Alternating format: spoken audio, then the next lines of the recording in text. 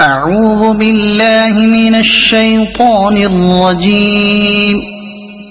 بسم الله الرحمن الرحيم.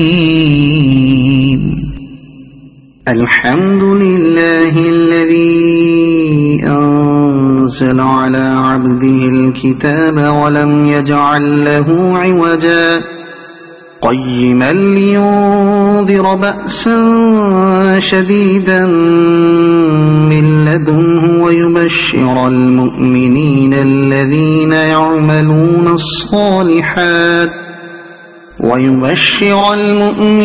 الذين يعملون الصالحات أن لهم أجرا حسنا ماكثين فيه أبدا وينذر الذين قالوا اتخذ الله ولدا ما لهم به من علم ولا لآبائهم